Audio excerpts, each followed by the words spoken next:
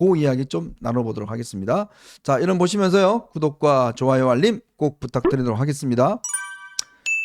현실 인식이 분명해야 어떤 대책이 분명하게 나올 것 같습니다. 그런데 이제 다음 주 25일이면 윤석열 대통령에 대한 이제 탄핵 심리가 마무리가 될 것 같습니다. 네. 자, 그러면 이제 윤석열 대통령이 뭘 해야 되는가? 제가 의견 들어보니까요. 대통령실과 윤석열 대통령은 기각된다. 이거. 네. 4대4. 이거 기각된다.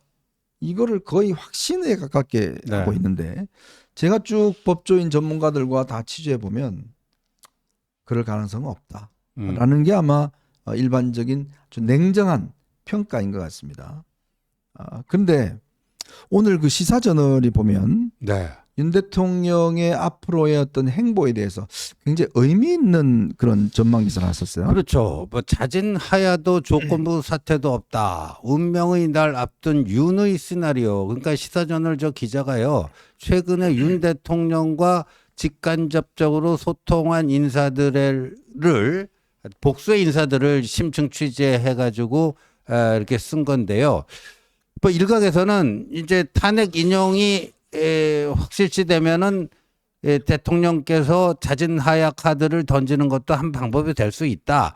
이런 얘기가 있었는데 네. 그럴 생각이 전혀 없다. 그러니까 윤 대통령이 옥중에서도 밝힌 거다. 자진 하야, 조건부 사퇴 이런 거 전혀 없다. 그리고 윤 대통령은요. 계엄령 선포의 이유가 뭐예요? 반국가 세력으로부터 이 자유 대한민국을 지켜내겠다 그거 아닙니까? 그렇죠.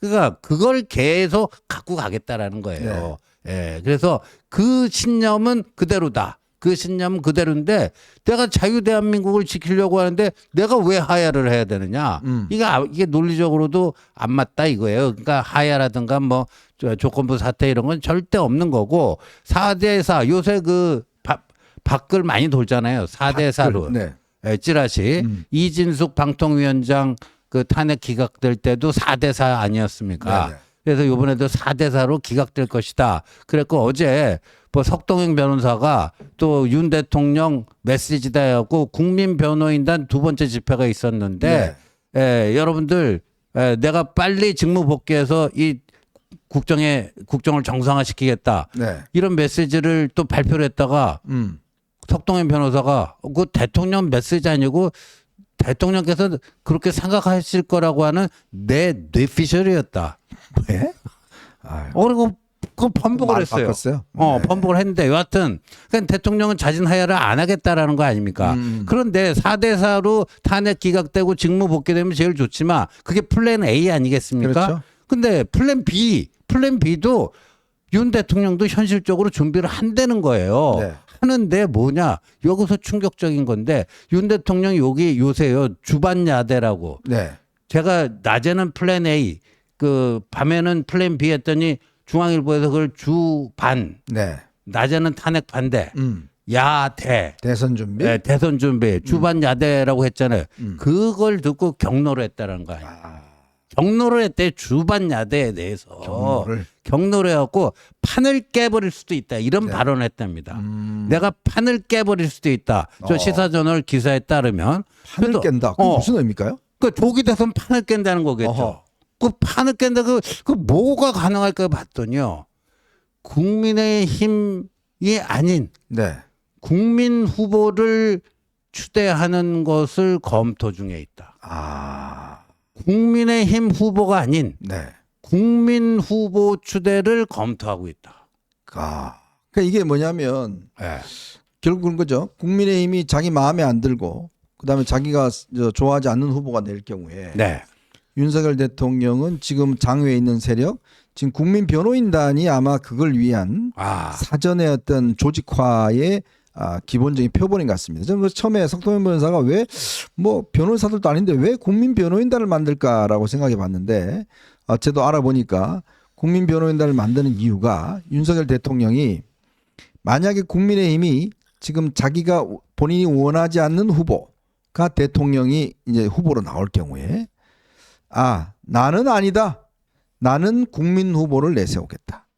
그래서 나의 뜻을 이어받는 그러면서 그렇죠. 윤 대통령은 상황이 되고 그렇죠. 대통령 후보는 자기가 미는 후보가 되면서 그 미는 조직을 국민 대변인단을 중심으로 해서 모여서 그렇게 해서 나의 후보를 만들겠다. 국민 후보를 만들겠다. 이런 계획을 갖고 있다는 거예요. 가능할까요? 아니 뭐 그렇게 그런 계획을 가지는 거야 뭐 자유니까. 자유니까. 너 그러셔서. 그런 계획을 실제로 이제 그 말로써 뭐 어떤 식으로 하든지 뭐 직간접적으로 뭐 이게 나온다면은 사실 이 그 요건 진영 자체는 뭐 흔들릴 수밖에 없는 거 아닙니까? 예. 산통 깨는 거죠. 뭐 깨는 건데 그거는 아마 윤석열 대통령 본인 스스로가 가장 잘하실 거예요. 근데 지난 대선에서 이재명을 0.73% 포인트라도 이길 수 있었던 가장 큰 동력은 뭐 안철수, 이준석 그때 대표였으니까 네네. 그리고 뭐 유승민, 그 홍준표, 뭐 원희룡 다 합쳐져서 0.7% 이긴 거 아닙니까? 겨우 이겼잖아요. 겨우 이긴 네. 겁니다. 이게 다 합쳐져 갖고. 음. 그러니까 결국은 합쳐지는 쪽이 이기느냐, 갈라지는 쪽이 지느냐라고 하는 거는 뭐 너무나도 명확한 사안이지 않습니까? 네네. 근데 이게 우리가 자꾸 이제 그 잊어버리고 있는 게 뭐냐면 그 당시 민주당 계열도 다 합쳐진 것 같지만은 사실은 가장 왼쪽에 있던 정의당 심상정 그 그렇죠. 후보가 2.4%를 가져갔죠. 가져갔어요. 네. 그럼 0.7% 이겼다고 우리가 그러면은 만약에 2.4에서 0.4만 저쪽이 그 정의당에서 가져갔어도 네. 지는 거였어요. 지는 거였죠. 근데 지금 현재 어떻습니까? 지금 이 뭐 좀 이따 또 얘기가 나오겠지만은 이 가장 왼쪽에 있는 정의당 심상정 이쪽 세력들이 지금 거의 유명무실화 없었어요. 됐단 말이에요. 네. 그럴 때 보면은 지금 진짜 이쪽 다 합쳐도 지난 대선의 결과로 계산해 보면 지는 거예요. 그 지금. 원탁 만들었잖아요. 예, 그래서. 지금 이쪽은 뭐 그렇다고 조국 혁신당도 마찬가지겠죠. 네. 뭐 거기서 뭐 말로야 뭐 아직까지 안 그러겠지만 진짜 후보 될 수 있겠습니까? 아니, 조국이 나중에 사면시켜준다 그러면 안 돼요. 그렇죠. 근데 그런 상황을 아주 냉철하게 유권자들도 보셔야 된다. 만약에 뭐 누가 됐건 여권에서 누가 됐건 이거는 뭐 선명한 우리가 나서면은 뭐 다 모여서 뭐 이길 수 있다라고 얘기하는 분이 만약에 있으면 그건 진짜 거짓말쟁이입니다. 네. 진짜 거짓말쟁이고 그분이야말로 이재명한테 정권 바치려는 분입니다. 그분이야말로. 그래서 그런 분은 철저히 경계를 해야 됩니다. 뭐 어떤 뭐 전모식이 목사가 됐건 누가 됐건 하여튼 그런 얘기를 하는 분이야말로 이재명한테 정권 바치려고 계획 짜는 분이다라고 생각하시면 됩니다. 옛날에 이제 사자 필승론이라는 게 있었어요. 저 88년 대선 87년 때 4명 나와도 내가 이긴다. 그 DJ 쪽에서 만든 논리예요. 그러니까 그 나중에 네. 몇 등 했습니까? 3등 했어요. 3등 했어요. 이게 이길 수가 없습니다. 그러니까 결국은 양쪽으로 뭉치는 쪽이 이기는 건데, 자 지금 윤석열 대통령이 지금 아마 이제 뉴스나 이런 거를 뭐 그분은 옛날에 유튜브도 보셨는데 유튜브로도 안 보고 지금은 변호인들의 소식을 전해드리니까 네. 아마 그런 생각하시는 것 같아요. 지금 뭐 대구도 5만 모이고 광주도 모이고 지금 서울에서는 폭발하고 지금 전환길이가 앞장서서 하고 있고, 야 이거 지금 내가 국민 후보 딱 전환길이 내세워서 막 하면은 뒤집어질 거 아니야? 이제 이런 생각들. 그러면서 거기에 대한 서포트 조직으로 국민 대변인단 만들어갖고 변호인단 만들어갖고 이제 탁 하고 내가 지명한 후보 딱 내세우고 나를 지켜야 윤 대통령을 지키겠습니다. 국민 후보 딱 만들어서 국민의힘은 소용없어. 그렇게 하면 이긴다. 근데요, 윤 대통령이 이긴다고 했던 강서구청장, 그 다음에 저 엑스포, 그 다음에 의대 정원 2,000명, 이번 지난 총선 다 졌지 않습니까? 지금 현정님이 그 얘기하시면서요. 딱 떼요. 뭐 딱 하고 딱을 한 비슷하죠. 서너 번 썼는데 네. 진짜 현실은 그 거꾸로 되는 경우가 굉장히 많거든요. 왜냐하면 사업보다도 더 변화무쌍한 게 이 정치의 세계입니다. 진짜 변수가 워낙 많고 어떤 사고가 누구에 의해서 어떻게 터지는가에 따라서 그냥 획딱 바뀌기도 하고요. 네. 근데 모든 게 계획된 대로 딱뭐 이렇게 됩니까? 네. 그러니까 이게 참 정치라는 게 윤 대통령에게는 어쩌면 좀 쉬운 거 있잖아요. 정치가 제일 쉬웠어요. 뭐 이런 거 있잖아요. 맞아요. 이제 그러니까 지금 막 내가 지금 좀 버티니까 말이야 장외에서 확 모여갖고 말이야 지금 다 지금 막 일어나서 하고 있고 2030들이 전부 다 나를 지지한다고 지금 다 하고 있는데 지금 국민이 뭐 하는 거예요 지금 저 이제 권성동 저 대표 면회 오니까 개인 자격으로 오셨다면서요? 보니까 권성동 그 다음부터는 아예 말을 안 했다는 건데 딱 그거죠. 아니 지금 개인 자격이 말이 돼? 지금 국민의힘이 나를 지금 밀어야지 지금 내가 지지율 상승시키면 난데 어디 지금 나 저 인정 안 하는 후보 낸다는 거야? 지금 한동훈이 어디다 대고 지금 붙여 김문수 내 뭐 이런 거 아닙니까 지금? 그러니까요. 그러니까 이게 지금 이렇게 되면 이거는 거의 이제 선거 해보나 마나한 그런 거 그렇죠. 가지 않습니까? 예. 그럼 무난하게 이제 지는 길로 가는 건데, 근데 그렇게 되길 바라질 않지만 오늘 시사저널에 나온 국민의힘 후보가 아닌 별도의 국민 후보 추대라고 하는 이런 선택지도 나름 검토하고 있다. 네. 이게 전혀 저는 가능성 없는 얘기라고 들리질 않아요. 음. 예, 그리고 국민 변호인단을 저렇게 대규모로 모집할 때부터 이거 언젠가는 요 탄핵 심판 기간 동안의 활동이 아니라 한시적인 활동이 아니라 이후까지 내다보는 윤석열 대통령의 직속 부대를 만들기 위한 거구나. 네. 뭐 저는 그 정도 감은 잡았어요. 근데 그거를 언제 어떻게 어디다 갖다 할 것인가. 근데 오늘 이제 그 실체가 조금씩 드러나고 있는 게 아닌가 보여집니다. 자, 그러면 이렇게 되겠네요. 이제 예를 들어서 탄핵 인용이 나오면 이거 인용 수용 못해, 인정 못해. 그럼 어차피 대선을 갈 거 아닙니까? 네. 그러면 우리의 후보를 내자. 네. 뭐 이런 운동이 또 일어날 거 아니에요. 그렇겠죠. 그럼 윤통이 또 메시지를 냅니다. 네. 메시지 내서 나는 우리 대변인단의 의지를 뭐 지지합니다. 네. 이걸 내면 이제 그러면 김문수를 낸다든지 전환기를 내다든지 네. 뭐 이런 이야기가 나올 거 아니에요. 그렇죠. 근데 우리가 홍 원장도 잘 아시겠지만 역대 선거에서 분열되면 100% 지는 거 아닙니까? 지난번 저 대선 때 홍준표 25%인가요? 뭐 그다음 3명이 다 날아가졌잖아요. 3명 다 합하면 이기는데 그렇죠. 분열되면 끝 아닙니까? 저 예전에도 뭐 우리가 대선 역사에서 여러 번 봤잖아요. DJP 연합이라든지 뭐 충청권을 이제 중심으로 이 연합하는 정당에 막 승리해 왔다라든지 이제 뭐 그거는 너무나 당연한 그 산수고. 그리고 저는 그런 생각이 드는데 이게 이제 만약에 그게 현실화 된다라고 한다면 저는 그런 느낌은 예전부터 계속 갖고 있었어요. 처음부터 갖고 있었던 게 이 국면이 그냥 국민의힘 대 민주당의 양자 대결로 끝나진 않을 수도 있겠구나라고 하는 불길한 예감이 처음부터 들었어요. 네. 처음부터 들은 게 이제 왜 언제 그런 생각이 들었냐? 뭐 저 혼자 생각이지만 부정선거 음모론이 굉장히 커질 때 이제 좀 그런 생각을 많이 한 건데. 지금 국민의힘의 공식적인 입장은 부정선거에 대해서 인정도 안 하고 부정도 안 하고 있습니다. 네. 예.